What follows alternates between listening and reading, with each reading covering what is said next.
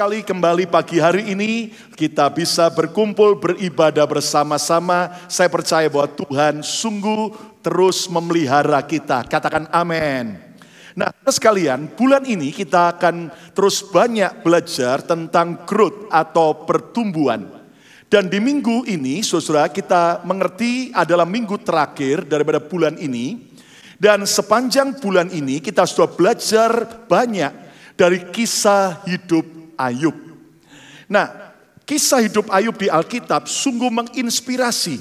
Karena ada begitu banyak kekayaan rohani yang kita bisa dapatkan. Kita sudah belajar bagaimana Ayub bertumbuh melalui penderitaan. Dan percayalah ketika ada masa penderitaan dalam hidup kita, itu bukan tujuannya untuk menghancurkan kita, tetapi justru agar kita belajar bertumbuh lebih lagi. Katakan amin. Kita juga sudah belajar dari Ayub tentang kerendahan hati membawa pertumbuhan. Bagaimana Ayub merendahkan dirinya di hadapan Tuhan dan sesama, dan itu membuat hidupnya dipulihkan. Kita juga sudah belajar bagaimana Ayub menjadi seorang ayah yang baik, seorang suami yang baik bagi keluarganya. Dan kita mengerti bahwa itu dimulai dari sebuah pengaruh baik yang membawa kepada pertumbuhan. Dan biar kita menjadi good influencer dan bukan bad influencer. Yang setuju kita beri tepuk tangan yang meriah bagi Tuhan Yesus. Nah, hari ini saudara sekalian, di minggu terakhir bulan ini, saya mengajak saudara untuk kembali belajar satu kebenaran tentang pertumbuhan. Ucapkan bersama saya keras, pertumbuhan. 2, 3. Nah, kita belajar sekali lagi dari kehidupan Ayub. Saya yakin kalau Tuhan bukakan rahasianya, pewahyuannya itu akan sangat luar biasa. Maka kita lihat Ayub 42 ayat 16 sampai ayat yang ke-17. Alkitab berkata, sesudah itu Ayub masih hidup 140 tahun lamanya. Lihat, dikatakan sesudah itu. Ucapkan bersama saya keras, sesudah itu. Apa maksudnya? Sesudah Ayub melewati semua proses penderitaan dan akhirnya Ayub dipulihkan, dikatakan sesudah itu Ayub masih hidup 140 tahun lamanya. Ia melihat anak-anaknya dari cucu-cucunya sampai keturunan yang keempat. Dan lihat ayat 17, baca sama-sama 2, 3. Maka matilah Ayub tua dan lanjut umur. Saya berkati agar setiap kita minimal kita akan mengalami hidup yang panjang umur sampai tua kita. Yang setuju kita tepuk tangan yang meriah untuk kemuliaan Tuhan. Amin. Nah, kalau kita jeli baca kitab Ayub dari pasal pertama sampai pasal 42. Ada satu hal yang misterius dari kitab Ayub. Apa itu saudara sekalian? Ternyata Alkitab tidak mencatat umur berapa Ayub mulai mengalami penderitaan. Nggak ada di catatan Alkitab. Umur berapa Ayub mulai mengalami penderitaan. Bahkan Alkitab juga tidak mencatat berapa lama Ayub mengalami penderitaan. Nggak dicatat oleh Alkitab. Alkitab hanya mencatat setelah Ayub dipulihkan, ia masih hidup 140 tahun lagi, lalu ia mati. Nah, kalau saya bisa rumuskan perjalanan hidup Ayub itu seperti apa? Nah, seperti yaitu lambang infinity, lambang sesuatu yang ke waktu yang tidak jelas. Lalu kemudian kapan Ayub mulai mengalami penderitaan, kapan dia dipulihkan. Namun akhirnya setelah dia dipulihkan, Tuhan menambahkan 140 tahun lagi, lalu ia mati. Nah, lihat sebuah lambang infinity, sebuah jarak waktu yang tidak jelas, yang misterius. Nah, ada banyak orang mencoba meneliti dan saya juga begitu ingin tahu kira-kira Ayub ini menderita umur berapa sih? Berapa lama dia mengalami proses? Nah, tetapi tetap tidak ditulis di Alkitab.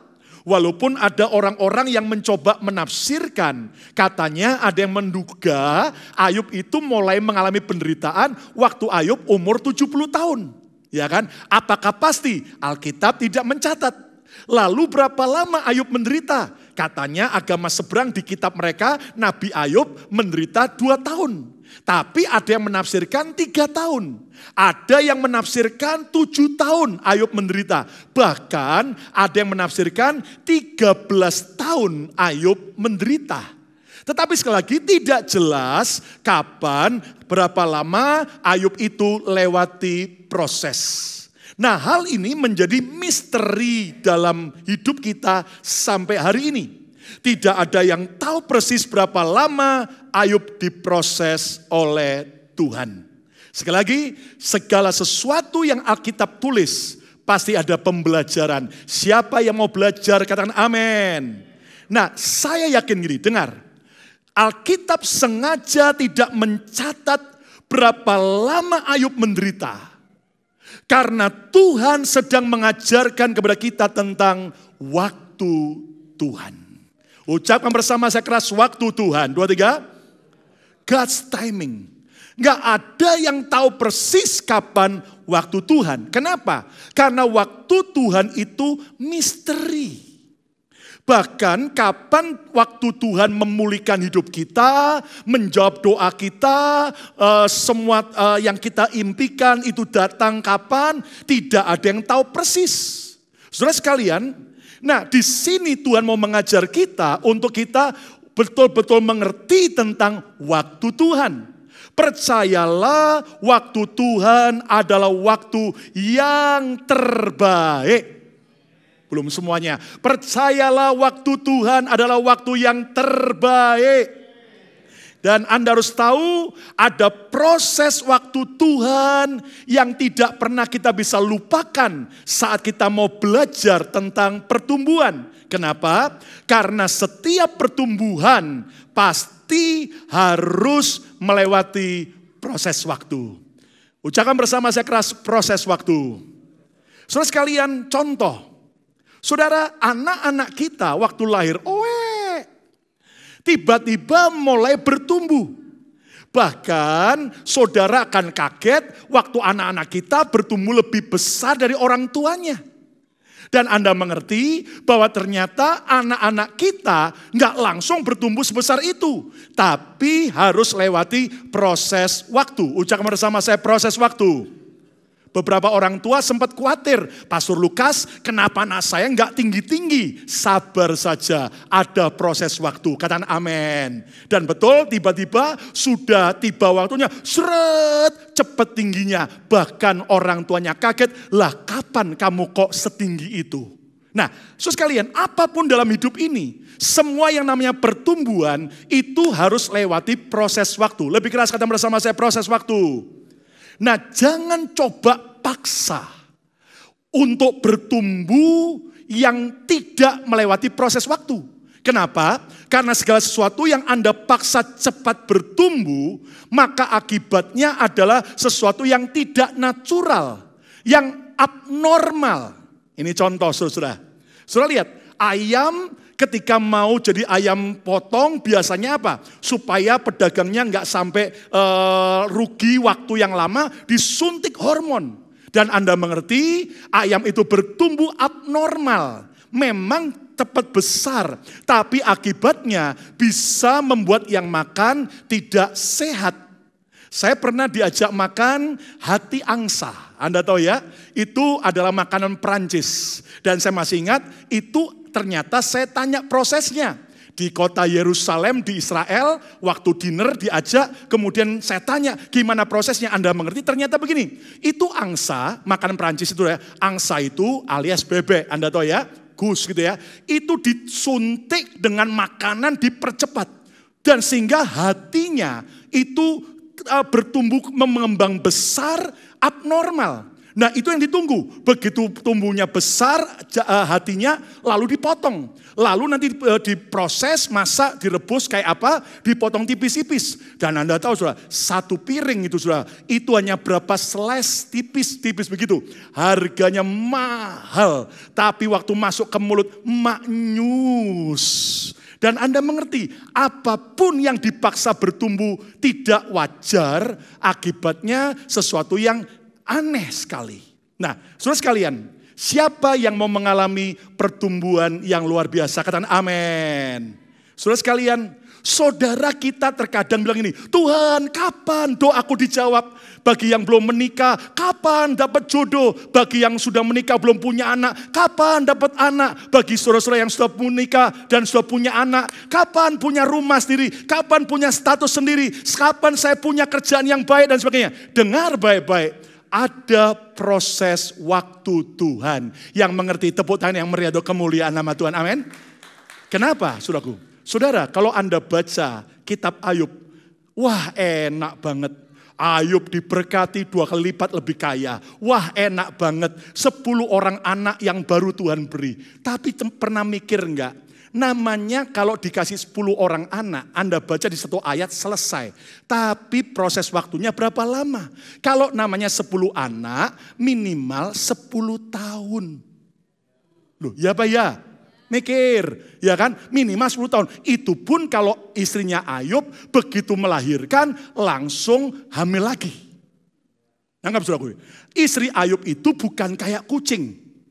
Atau anjing sekali lagi kret, luar 5, 10 gitu. Enggak saudara. Tapi ada proses waktu yang panjang. Saya yakin Ayub enggak tiba-tiba langsung jadi kaya 2 kali lipat. Ingat ada proses waktu. Ucap bersama saya proses waktu. Nah, pertanyaannya sekarang, sampai kapan kita bertumbuh? Jawabannya tergantung waktu Tuhan. Kapan doa saya dikabulkan? Kapan pengharapan saya, impian saya jadi kenyataan? Tergantung waktu Tuhan. Nah, judul khotbah saya hari ini adalah Growing Through the Process of Time.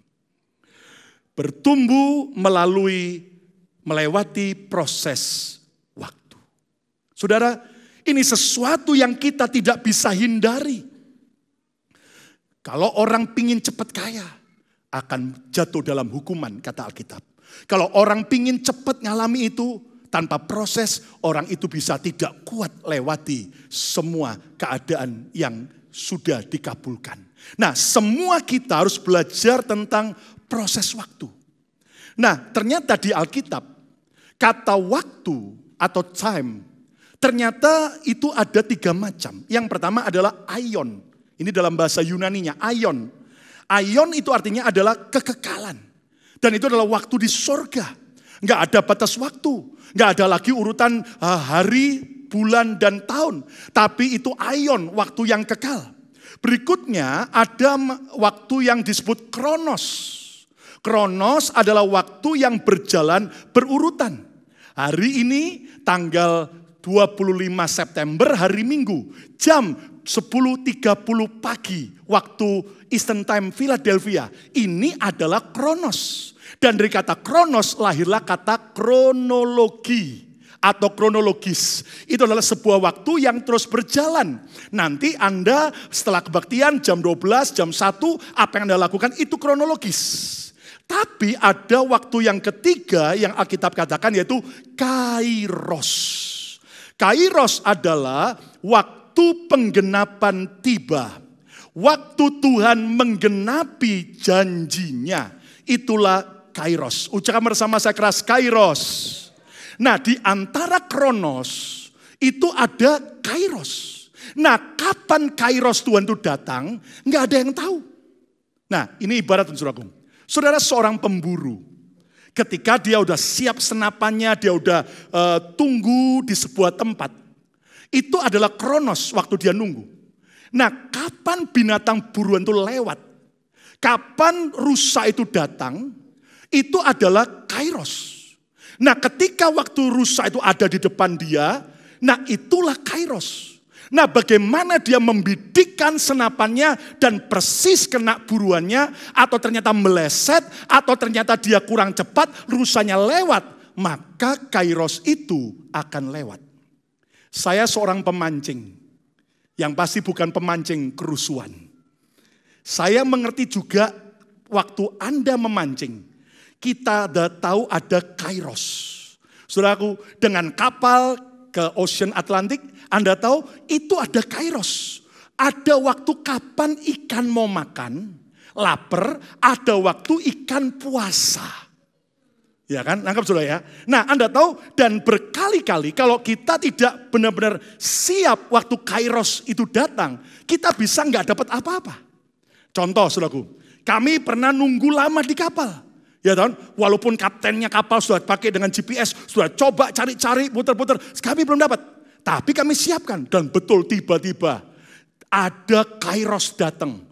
Gerombolan ikan makarel itu ratusan datang mendekati area kapal kami. Nah, karena saya udah siap dengan mata pancing dan umpan untuk makarel, maka saya begitu cepat langsung cepat taruh, narik. Dan Anda tahu, sekali taruh, narik bisa 2 ekor, 3 ekor. Dan beberapa yang lain nggak siap. Ternyata bingung baru mulai memasang umpan, memasang mata pancing yang berbeda untuk makarel. Tiba-tiba tidak lewat dari 5 atau 7 menit. Gerombolan itu sudah lewat, maka sudah tidak ada lagi Kairos dapat ikan sejenis itu. Dalam hidup ini, saudara harus menangkap waktu Tuhan. Di antara kronos yang ada, waktu yang menjadi kronologis, ada Kairos Tuhan. Dan saya berdoa biar saudara, waktu Kairos Tuhan datang dalam hidup saudara, Anda tidak sampai meleset. Anda tidak sampai gigit jari karena Anda tidak alami apa-apa. Tapi saya berdoa, Tuhan buat saudara nikmati yang terbaik dari Tuhan. Yang mau katakan amin.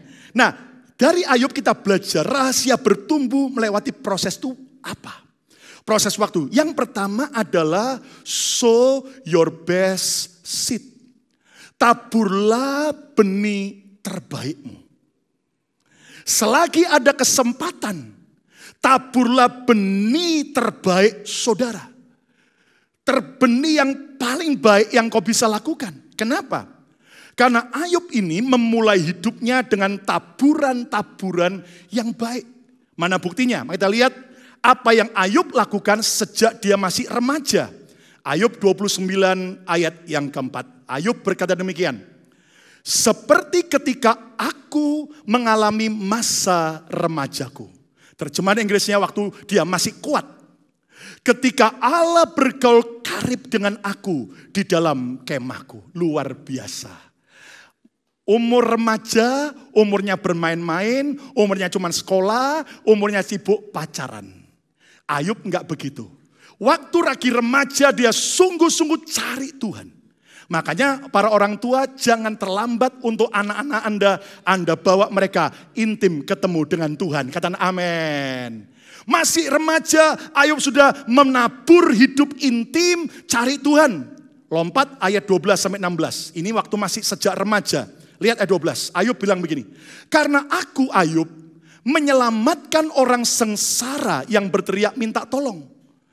Juga anak piatu, anak yang tidak punya ayah, yang tidak ada penolongnya. Jadi Ayub ini menjadi berkat sejak masih muda.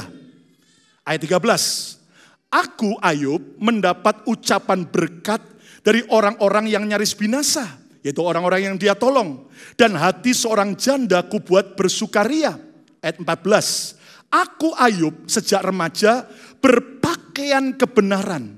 Dan keadilan menutupi aku seperti jubah dan serban. Sejak muda dia benar-benar hidup benar, hidup adil seturut firman Tuhan. Hidup takut akan Tuhan. Ayat 15. Aku Ayub menjadi mata bagi orang buta. Dan kaki bagi orang lumpuh. Lihat semua taburan yang baik. Ayat 16. Aku Ayub menjadi bapak bagi orang miskin. Dan perkara orang yang tidak kukenal kuselidiki. Inilah taburan demi taburan kebaikan dan hidup benar yang Ayub lakukan. Saudara sekalian, Alkitab berkata dalam Galatia 6 ayat 7. Janganlah kamu sesat. Karena apa yang kamu tabur akan kamu tuai. Nah hari ini pertanyaannya, apa yang saudara tabur? Apakah benih yang terbaik? Ataukah engkau sedang menabur benih yang jahat? Benih yang buruk? Dengar, kalau saudara ingin punya keluarga bahagia, siapa mau punya keluarga bahagia? Katakan amin. Saudara tahu? Enggak tiba-tiba keluarga bahagia datang terjadi. No. Kalau Anda mau punya istri yang baik, suami yang baik, anak-anak yang baik, dimulai dari taburan yang baik, yang orang tua, yang suami, istri harus lakukan dalam keluarganya. Yang setuju dan amin. Kenapa saudara sekalian? Kenapa ada banyak orang ya akhirnya bilang, wow, hidup orang itu luar biasanya ya, hebatnya, luar biasa. Jangan Anda cuma lihat hasil tuaiannya, tapi cobalah lihat waktu dia menabur dan menabur.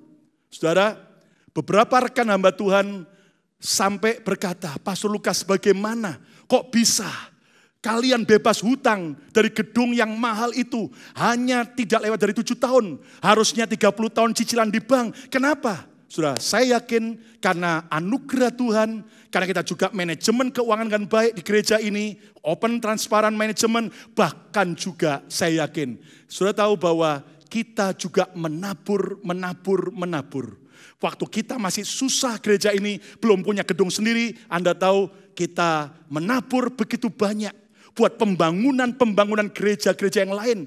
Baik itu di Indonesia dan sebagainya. Bahkan kita juga digerakkan Tuhan beberapa kali menabur untuk yatim piatu, untuk orang-orang yang melayani orang miskin. Kita juga sampai hari ini sudah sekian tahun terus menabur bagi komunitas dan sebagainya. Anda harus mengerti, selama kita menabur dengan baik, percayalah tuaian yang dahsyat ada di depan masa depan kita.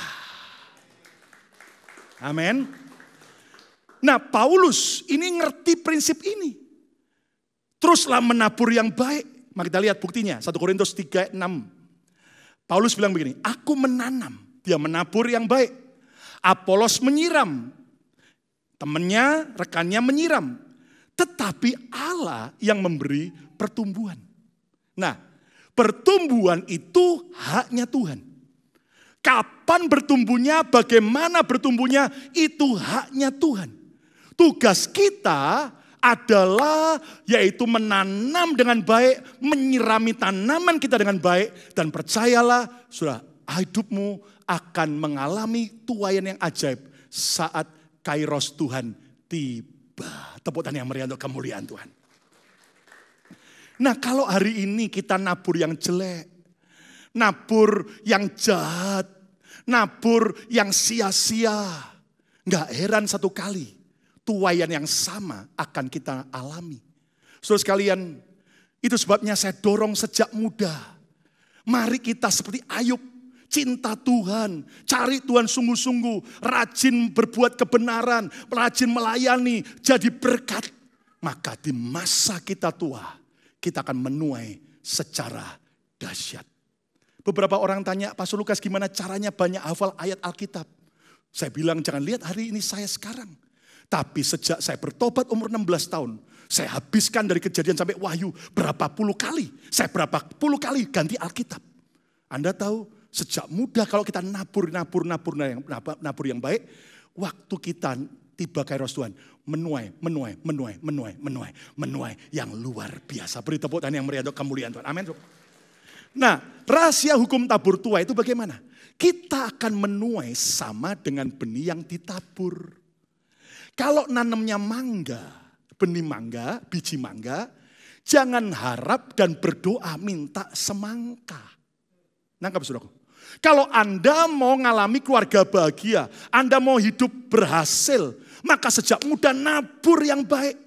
Pacaran yang benar, ya kan? Kemudian betul-betul Anda menjadi orang yang cinta Tuhan, sehingga nanti akhirnya Anda menuai dengan baik. Nah, maaf kata, ada orang mengharapkan berkat berlimpah-limpah, tapi dia tidak pernah mau menabur soal berkat. Bagaimana Anda menuai uang kalau Anda cuma menabur doa dan kebaikan? Kalau Anda mau menabur dan menuai uang, engkau juga akan nikmati berkat keuangan. Setuju dan haleluya. Taburlah di tanah yang subur, di mana ada pertumbuhan, di mana ada kesaksian yang ajaib, ada suatu terobosan, dan taburlah benih sejumlah yang ingin Anda tuai. 2 Korintus 9 ayat 6 berkata bahwa camkanlah itu, siapa menabur sedikit, ia akan menuai sedikit. Siapa menabur banyak, ia akan menuai banyak. Itu di perjanjian baru. Dan lihat, ibarat seandainya gedung ini adalah sebuah ladang. Kalau saya cuma nanam 1 biji mangga, saya akan menuai. tapi saya cuma menuai 1 pohon mangga. Tapi kalau saya cerdas, saya tidak hanya menanam 1 biji mangga, saya akan tanam 1000 biji mangga. Dan saya akan menuai 1000 pohon mangga. Dan tuaiannya jelas akan berbeda. Saudara sekalian, di masa susah, di masa kita berkelimpahan, jangan pernah lupa menabur yang baik. Jangan rusak taburan saudara. Karena ketika Anda menanam, bisa capek, bisa lelah, bisa dikecewakan, bisa disakiti. Dengar, kalau saudara kemudian berhenti berkata, percuma saja melayani, percuma saja menabur, toh hasilnya saya nggak nikmati. Maka itu artinya Anda merusak apa yang kau tanam. Dan kau akan menyesal. Tapi ketika saudara terus memelihara taburanmu dengan baik, Anda akan nikmati yang terbaik dari Tuhan. Yang setuju kita beri tepuk tangan yang meriah untuk kemuliaan. Ayo meriah katakan haleluya. Yang kedua, rahasia bertumbuh melewati proses. Waktu adalah be diligent. Bertekunlah. Ayub belajar bertekun dan sabar menunggu waktu Tuhan. Saudara, kerjaan yang paling bosan dan menjenuhkan adalah menunggu. Tapi itulah proses yang harus dilewati bagi sebuah pertumbuhan. Ayub belajar bertekun dan sabar menunggu waktu Tuhan. Bahkan bukan cuma dicatat di perjanjian lama, tapi sampai dicatat dalam perjanjian baru. Yakobus 5 ayat 11. Sesungguhnya kami menyebut mereka berbahagia. Ucapkan bersama saya keras, berbahagia. Siapa hidupnya mau bahagia, angkat tangan. Kata bersama saya, berbahagia. Ingat, Alkitab berkata kalau saudara mau berbahagia, bukan soal istrimu cantik atau suamimu ganteng atau kekayaanmu berapa banyak. Tapi lihat, yaitu mereka yang telah bertekun. Kamu telah mendengar tentang ketekunan Ayub. Lihat, sampai dipuji, dicatat, dijadikan contoh, teladan di perjanjian baru. Ketekunan Ayub. Dan kamu telah tahu apa yang pada akhirnya disediakan Tuhan baginya. Karena Tuhan Maha Penyayang dan penuh belas kasihan. Ucapkan bersama saya, bertekun. 2, 3. Senggolkan kata bertekun. Saudara sekalian, menanam sesuatu nggak mungkin Anda langsung menuai besok. Kecuali kalau Anda nanam toge. Betul? Kalau saudara menanam tanaman bambu China, itu ketika Anda tanam tunasnya, Anda sirami tiap hari, Anda beri air, Anda beri pupuk, nggak ada perubahan. Sampai berapa lama? 5 tahun. Itu nggak ada perubahan. Seolah-olah kita bilang, waduh kok nggak bertumbuh-bertumbuh ya. Tapi rupanya begitu tahun ke-5 masuk, itu dalam tempo 5 bulan. Maka tanaman bambu Cina itu langsung seret, cepat tinggi dan jadi besar. Jadi ternyata 5 tahun itu adalah bertumbuh nggak? Bertumbuh. Kapan pohon bambu itu bertumbuh? Sejak hari pertama sampai tahun ke-5. Walaupun secara mata cuman tahun ke-5 baru bertumbuh cepat. Tapi rupanya bertumbuh akarnya dulu. Nah hari ini ketika saudara lihat doamu sudah bertahun-tahun. Pengharapanmu, pelayananmu, apa yang kau lakukan bertahun-tahun kau tabur yang baik. Dan belum kunjung kau tuai. Satu pesan Tuhan, bertekun. Tidak ada yang aman. Bertekun. Kenapa? Jangan putus asa. Karena tuaian waktu Tuhan tidak pernah terlambat. Ayo beri tepuk tangan yang meriah untuk kemudian. Nah rahasia bertekun itu bagaimana sih? Panjang sabar. Semua pegang dada masing-masing. Panjang sabar. Pingin mertua Anda jadi baik? Pingin istri Anda jadi baik? Enggak berani ngomong. Pingin suami Anda jadi baik? Apa? Panjang sabar. Pingin anak-anak Anda jadi luar biasa? Panjang sabar. Ya kan? Nah inilah yang penting. Saya cuma lihat beda tipis antara orang sukses dan orang gagal. Apa bedanya? Orang sukses mampu bertahan sedikit lebih lama daripada orang gagal. Begitu orang menyerah. Tapi kalau kita punya an extra mile, bertahan, panjang sabar, dikit lagi. Maka Anda akan nikmati kesuksesan. Jangan pilih jalan pintas. Karena kita udah rasa, sudah lama nunggu, gak ada jawaban dan sebagainya. Udah cari jalan pintas. Gak ada yang mau nikah sama saya, udah siapapun aku mau. Apakah dia percaya Yesus atau enggak, apakah dia kemudian sudah nikah atau enggak. Pokoknya sikat hajar. Akhirnya ketemu AI. Oh, kerja udah lama tapi ternyata enggak ada peningkatan pertumbuhan dalam ekonomi. Sudah, yang ilegal pun akan saya hajar. Hati-hati. Kenapa? Karena jangan pernah tergoda dengan jalan pintas. Terus lakukan yang bisa dilakukan dengan baik. Karena bertekun dan berserah kepada Tuhan bukan berarti Anda tidak berbuat apa-apa. Tetap sirami apa yang kau tabur. Tetap rajin berdoa. Tetap rajin menabur yang baik. Lakukan yang baik. Dan tetap tahan uji. Saudara, dunia mencatat lukisan termahal di dunia sampai hari ini adalah lukisan hasil karya Van Gogh. Seorang pelukis muda dari Belanda. Satu lukisannya bisa laku 1 miliar rupiah lebih. Saudara, tapi Anda tahu sayangnya Van Gogh kurang bertekun. Waktu dia hidupnya serba sulit. Berkali-kali dia buat pameran di Prancis, di Paris, selalu tidak ada yang mau beli. Sampai betul-betul terakhir, suatu dia bertahan gak bisa. Sampai dia untuk beli bensin buat motornya aja. Untuk 1 liter gak punya duit. Sampai dia terpaksa tukar 1 liter bensin dengan 1 lukisannya. Dan itulah bensin termahal di dunia. Dan Anda tahu saudaraku, hanya adik kandungnya mampu jual 1 lukisan. Dia seolah-olah berkata, aku gagal. Dan akhirnya dia bunuh diri di sebuah taman. Dengan dia tembakkan. Dan Anda tahu setelah dia mati, ternyata zaman berubah. Hanya beberapa tahun setelah dia mati, orang mulai mencari dan menggemari lukisan Van Gogh. Dan Anda tahu, hanya gara-gara kurang bertahan dikit aja, maka yang nikmati kekayaan bukanlah dia. Pegang dada masing-masing, bertahan. Kata bersama saya, bertekun. Amin. Yang ketiga, yang terakhir. Rahasia bertumbuh melewati proses waktu adalah be ready. Bersiaplah. Ucapkan bersama saya keras, bersiaplah. Ayub siap saat Tuhan tiba. Saat waktu Tuhan tiba untuk memulihkan hidupnya. Ayat yang tercatat di Alkitab sebelum pemulihan Ayub terjadi. Ayub 40 ayat 1-2 sebagai ayat yang terakhir. Maka dari dalam badai Tuhan menjawab Ayub. Be ready, bersiaplah engkau sebagai laki-laki. Aku akan menanyai engkau. Dan engkau memberitahu aku. Ayub tadinya menuduh Tuhan tidak adil. Tuhan pilih kasih. Akhirnya Tuhan kata, bersiaplah engkau sebagai laki-laki. Aku mau ngobrol dengan engkau. Mari kita berdiskusi. Dan di situ Ayub akhirnya menyesal, bertobat. Dia siap untuk bertobat. Dan tiba-tiba pasal 42, 2 pasal setelahnya. Maka Allah memulihkan kairos Tuhan datang dalam hidup Ayub. Kata bersama saya, bersiaplah. 2, 3. Apa rumus sukses? Sukses adalah perjumpaan antara persiapan dengan kesempatan. Ada orang kesempatan datang tapi nggak siap.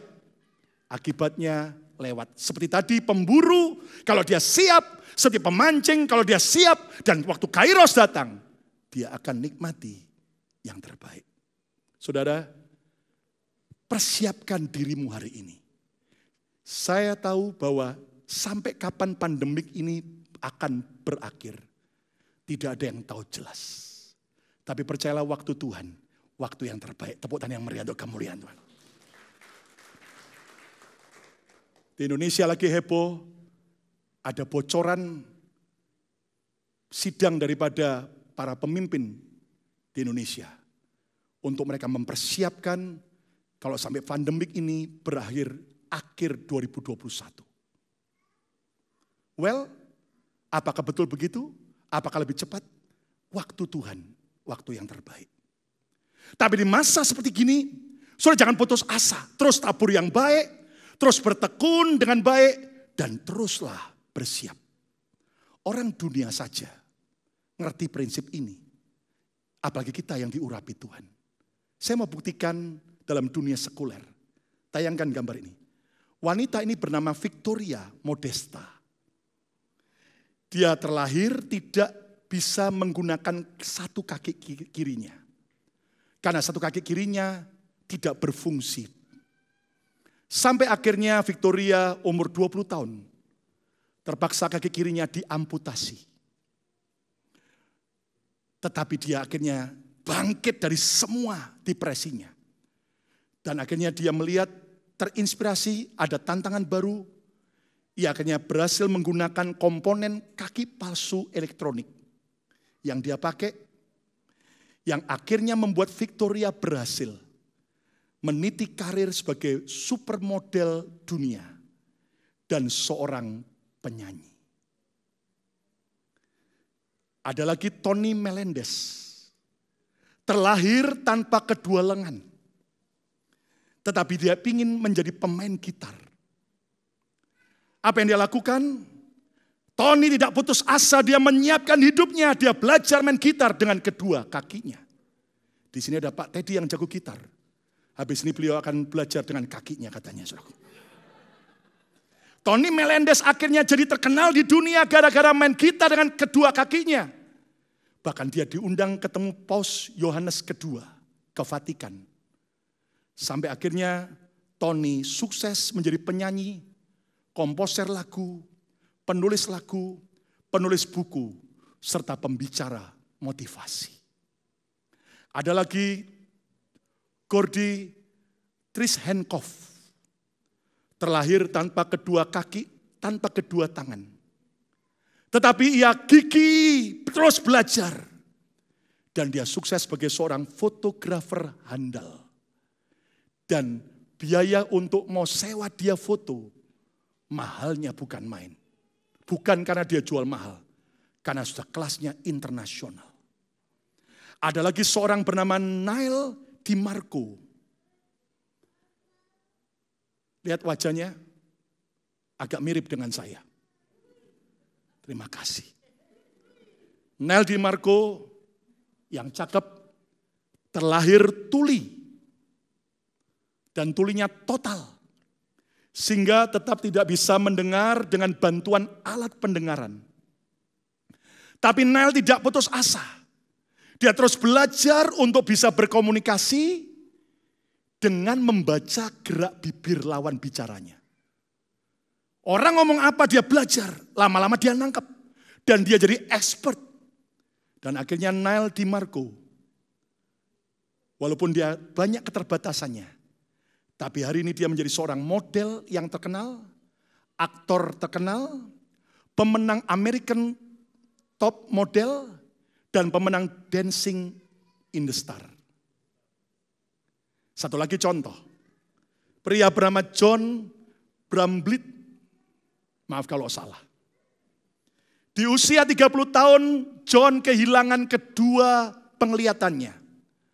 Karena komplikasi epilepsi yang dia alami. Namun John bangkit dari depresinya. John kemudian berlatih mempersiapkan diri.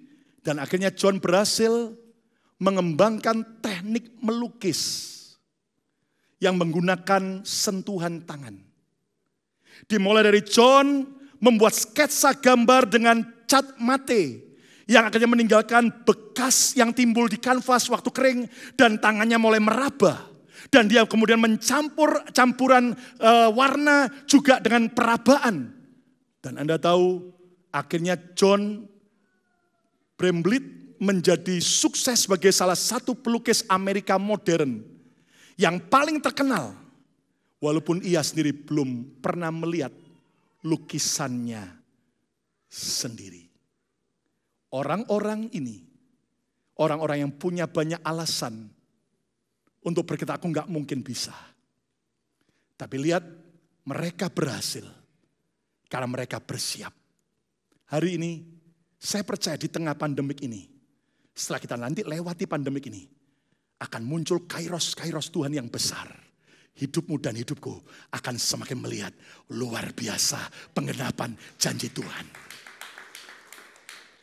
Rahasia mempersiapkan diri adalah perbesar kapasitas hidupmu.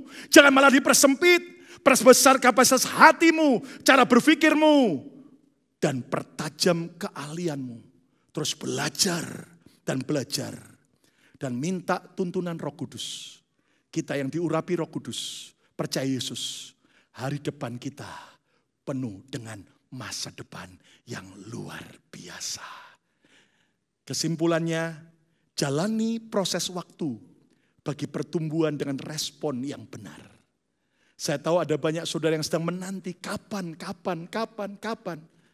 Tenang, waktu Tuhan tidak pernah terlambat. Yang percaya tepuk tangan yang meriah untuk kemuliaan Tuhan. Amin. Rahasia bertumbuh melewati proses waktu yang pertama, taburlah benih terbaikmu. Jangan pernah berhenti menabur yang baik. Dan yang kedua, bertekunlah. Jangan pernah Anda menyerah. Orang yang sukses mampu bertahan lebih sedikit daripada mereka yang gagal. Dan yang ketiga, bersiaplah. Pertajam hidupmu, perluas hidupmu. Sehingga waktu kairos Tuhan tiba, bam, hidup kita akan diangkat Tuhan. Siapa diberkati oleh khotbah hari ini? Yang diberkati, kita beri tepuk tangan yang meriah untuk kemuliaan Tuhan.